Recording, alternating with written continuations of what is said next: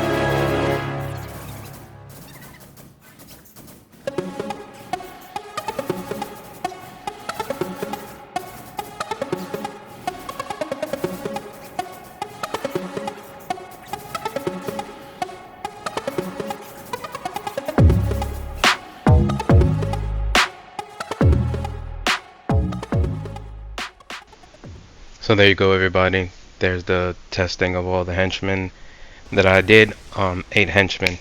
So from what I've seen, the lowest was the Parademons. It had the least amount of time that it was out, 40, or average about 40 seconds instead of 43 with the regular ones. We had to run each one of these henchmen 3 times because they were different numbers. So this was the average of them.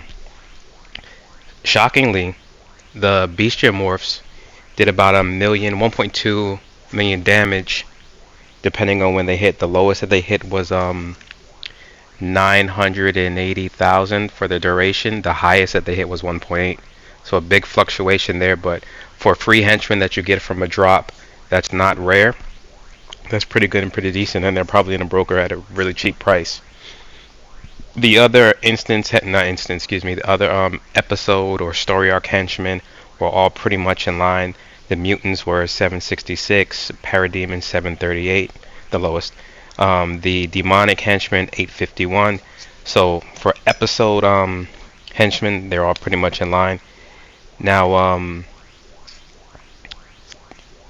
the top performer list, we had the water golems, which you won't be able to get unless you get them from the broker, but they did about an average of 1.1 million, which is still pretty good. And the Lexorp security robots did 1.6 million. And then the Envirotech, as everyone's seen, is at 900, just under a million, 992,000. So, and of course they were hitting a lot harder prior to this, so I don't know if every story arc or episode they're gonna nerf the old elite henchmen so they're not elite anymore and they're trash, so you go and get the new ones. But the OP lanterns hit for 5.3 mil, so it's definitely an outlier in the grand scheme of things. The damage is extremely high, so it's up to you. So I didn't do all the henchmen because I don't think anyone's running any of the henchmen from in the past, but these are the ones that people are running. If you want a free henchman that you don't have to do anything but drop, Cersei is easy to get. Wonder Woman, Themyscira, just go ahead and grab that. And plus, they're probably on a broker for a couple 100,000, if that much.